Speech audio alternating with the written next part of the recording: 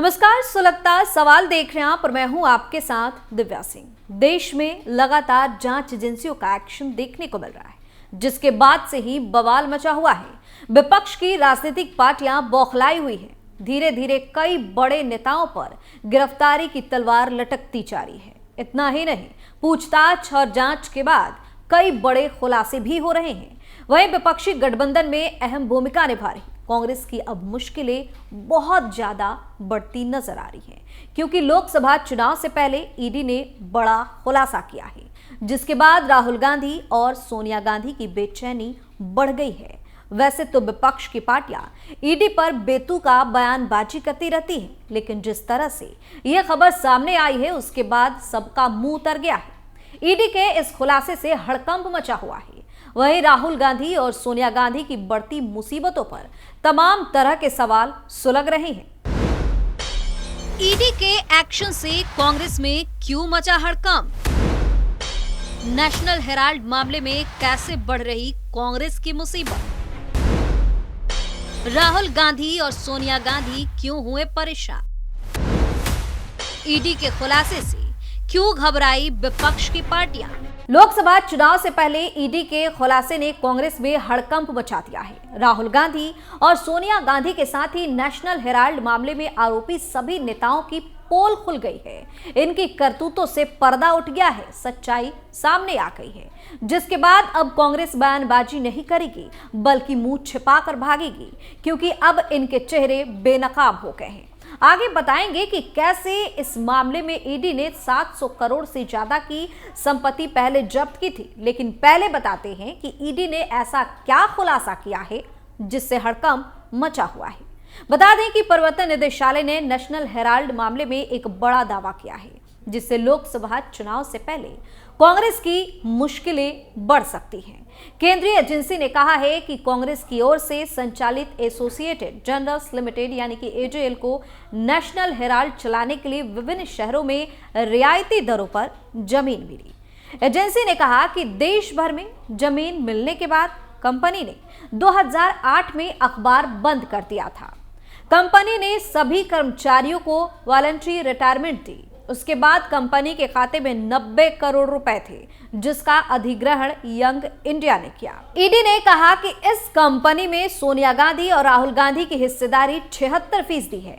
जब इस भ्रष्टाचार के बारे में केंद्रीय एजेंसियों ने जांच शुरू की, तब से केवल दिखाने के लिए अखबार का प्रकाशन हो रहा है। 2016 के आसपास कंपनी ने अपने समाचार संचालन ऑनलाइन फिर से शुरू किया, सिर्फ यह दिखाने के लिए कि वह अभी भी प्रकाशन में लगी हुई है। क्या है नेशनल हेराल्ड केस? देश के पहले प्रधानमंत्री जवाहरलाल नेहरू ने साल 1938 में 5000 स्वतंत्रता सेनानियों के साथ मिलकर नेशनल हेराल्ड अखबार शुरू किया था, लेकिन साल 2008 में इसका प्रकाशन बंद कर दिया गया। नेशनल हेराल्ड का संचालन एसोसिएट जर्नल करता था। एजेएल ने ही हिंदी में नवजीवन और उर्दू में कौमी आवाज और अंग्रेजी में नेशनल हेराल्ड अखबार शुरू किया था। एजेएल पर जवाहरलाल नेहरू का मालिकाना हक नहीं था, क्योंकि इसे शुरू करने में 5000 स्वतंत्रता सेनानी भी शामिल थे। अखबार पर 90 करोड़ रुपए का कर्ज था, जो चुकाया नहीं गया। साल 2010 में एक नई company young Indian private limited बनाई गई। यंग इंडियन को कांग्रेस ने 90 करोड़ का लोन ट्रांसफर कर दिया और एसोसिएट जर्नल ने भी अपना सारा शेयर नई कंपनी को दे दिया। बदले में यंग इंडियन ने एजेएल को केवल 50 लाख रुपए दिए, जिसके बाद साल 2012 में भारतीय जनता पार्टी के वरिष्ठ नेता सुब्रमण्यम स्वामी ने कांग्रेस नेता राहुल गांधी और सोनिया गांधी के खिलाफ शिकायत दर्ज कर धन के आपराधिक दुरुपयोग का आरोप लगाया। उन्होंने कहा कि पार्टी के पैसों से एजेएल का लोन खरीदने के लिए साल 2010 में यंग इंडियन कंपनी की स्थापना की गई। इस कंपनी में सोनिया गांधी और राहुल गांधी की 76% की हिस्सेदारी है और 12% शेयर मोतीलाल बोरा और ऑस्कर फर्नांडिस के पास थे। स्वामी ने अपनी शिकायत में 2000 करोड़ रुपए की कंपनी को सिर्फ 50 लाख रुपए में खरीदने को लेकर भी सवाल उठाए। उन्होंने कहा कि महज 50 लाख खर्च कर 90 करोड़ की वसूली कर ली गई। वहीं ईडी ने बताया कि यंग इंडियन सहित 7 आरोपी व्यक्तियों और संस्थाओं ने प्रथम दृष्टया भारतीय दंड संहिता यानी कि आईपीसी की विभिन्न धाराओं के तहत आपराधिक विश्वासघात के अपराध किए, जिसमें धोखाधड़ी और बेईमानी से संपत्ति के लेन देन को प्रेरित करना, संपत्ति का बेईमानी से दुरुपयोग और आपराधिक साजिश शामिल है। ईडी का आरोप है कि आरोपी व्यक्तियों ने यंग इंडियन के जरिए एजेएल की करोड़ों रुपए की संपत्ति हासिल करने के लिए आपराधिक साजिश रची। ईडी का कहना है कि एजेएल को समाचार पत्र प्रकाशित करने के उद्देश्य से भारत के विभिन्न शहरों में रियायती दरों पर जमीन दी गई थी।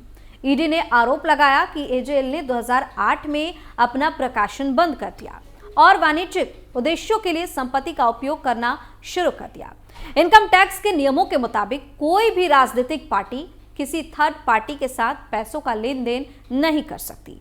बता दें कि इस केस में सोनिया गांधी, राहुल गांधी, मोतीलाल वोरा, ऑस्कर फर्नांडिस, सैम पित्रोदा और सुमन दुबे को आरोपी बनाया गया था। एजेंसी ने मामले के सिलसिले में सोनिया गांधी, राहुल गांधी, कांग्रेस अध्यक्ष मल्लिकार्जुन खड़गे और पार्टी के नेता पवन बंसल, डीके शिव कुमार और उनके सांसद भाई डीके सुरेश से साल 2022 में पूछताछ की और उनके बयान दर्ज किए थे। वहीं अब जिस तरह से ईडी ने इस मामले में कई खुलासे किए हैं, उसके बाद तो कांग्रेस का बचना मुश्किल है। बता दें कि 5 राज्यों छत्तीसगढ़, मध्य प्रदेश, राजस्थान, तेलंगाना और मिजोरम में जारी विधानसभा चुनाव के बीच कांग्रेस को बड़ा झटका लगा था। नेशनल हेराल्ड मामले में प्रवर्तन निदेशालय यानी कि ईडी ने 21 नवंबर को यंग इंडियन और एसोसिएटेड जर्नल्स लिमिटेड यानी कि एजेएल की 750 करोड़ रुपए की संपत्ति जब्त की थी। सूत्रों ने बताया कि कुर्क की गई अचल संपत्तियों में नेशनल हेराल्ड का दिल्ली में आईटीओ स्थित कार्यालय परिसर, लखनऊ के कैसर बाग के पास मॉल एवेन्यू स्थित नेहरू भवन और मुंबई में हेराल्ड हाउस शामिल है। ईडी ने एक बयान में आरोप लगाया कि इस मामले में अंशधारक और कांग्रेस को चंदा देने वालों से एजेएल और पार्टी ने ठगी की। ईडी ने एजेएल और यंग इंडियन कंपनी के खिलाफ संपत्ति कुर्क करने का आदेश धन शोधन निवारण अधिनियम पीएमएलए के तहत जारी किया था। एजेएल की 691 करोड़ 9 लाख और यंग इंडियन की 90 करोड़ रुपए की संपत्ति जब्त की गई। नेशनल हेराल्ड की प्रकाशक एसोसिएटेड जर्नल लिमिटेड है और इसका स्वामित्व यंग इंडियन प्राइवेट लिमिटेड के पास है, जिसके बाद कांग्रेस की बौखलाहट सामने आई और कांग्रेस ने एजेंसी की कार्रवाई को प्रतिशोध का तुच्छ हथकंडा करार दिया और ईडी को भाजपा का गठबंधन साझेदार बता दिया था। कांग्रेस ने कहा कि यह कार्रवाई 5 राज्यों के विधानसभा चुनाव में बीजेपी की तय हार से ध्यान भटकाने का प्रयास है। पार्टी के प्रवक्ता और वरिष्ठ अधिवक्ता अभिषेक मनु सिंघवी ने एक बयान में कहा कि ईडी द्वारा एजेएल की संपत्तियों कुर्क किए जाने की खबरें 5 राज्यों में विधानसभा चुनाव में भाजपा की निश्चित हार से ध्यान हटाने के लिए उनकी हताशा को दिखाती है। उन्होंने ये भी कहा कि पीएमएलए के तहत कार्रवाई केवल किसी मुख्य अपराध के परिणाम स्वरूप हो सकती है। इस मामले में किसी भी अचल संपत्ति का कोई हस्तांतरण नहीं है, पैसे का कोई लेन देन नहीं है। वास्तव में ऐसा कोई शिकायतकर्ता नहीं है जिसने ये दावा किया हो कि उसे धोखा दिया गया है। सिंघवी ने दावा किया कि भाजपा का कोई भी गठबंधन सहयोगी सीबीआई, ईडी या आयकर विभाग भाजपा की निश्चित हार को नहीं रोक सकता। लेकिन जब 3 राज्यों में बीजेपी की बम्पर जीत हुई तो कांग्रेस की यहां पर भी बोलती बंद हो गई। वहीं नेशनल हेराल्ड की संपत्तियों को जब्त करने की निंदा को लेकर भाजपा ने कांग्रेस पर पलटवार किया, क्योंकि सत्तारूढ़ दल ने जोर देकर कहा था कि गांधी परिवार को अपने पापों के लिए भुगतान करना होगा।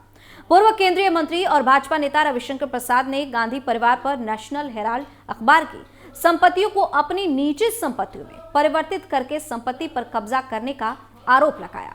बता दें कि जब नेशनल हेराल्ड केस में जारी ईडी की जांच के दौरान यंग इंडियन के दफ्तर को सील कर दिया गया था, तब बीजेपी और कांग्रेस आमने सामने आ गई थी। ईडी की कार्रवाई के बाद कांग्रेस नेता राहुल गांधी ने बड़ा बयान दिया था।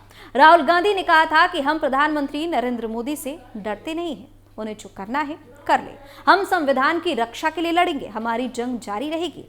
अब सत्याग्रह नहीं, अब रण होगा। राहुल गांधी ने कहा कि वो सोचते हैं कि हम पर दबाव डालकर हमें चुप किया जा सकता है, लेकिन हमारे ऊपर कुछ फर्क नहीं पड़ेगा।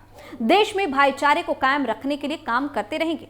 वहीं राहुल गांधी के बयान पर बीजेपी प्रवक्ता संबित पात्रा ने कहा था कि देश का कानून सबके लिए एक है। ये कांग्रेस अध्यक्ष के लिए नहीं बदल सकता और न ही कांग्रेस के पूर्व अध्यक्ष के लिए। वो भारत के कानून से भिड़ना चाहते हैं। पात्रा ने तंज कसते हुए कहा कि न उन्हें कानून से रण करने दिया जाएगा और ना ही रन यानी कि भागने दिया जाएगा। और अब ईडी के खुलासे से कांग्रेस में हड़कंप मचा हुआ है। देखने वाली बात यह है कि आगे राहुल गांधी और सोनिया गांधी के साथ इस मामले के आरोपी कब तक बच पाते हैं। सुलगता सवाल में फिलहाल के इतना ही। नए मुद्दे के साथ फिर से पेश होंगे, तब तक के लिए आप देखते रहिए कैपिटल टीवी। नमस्कार।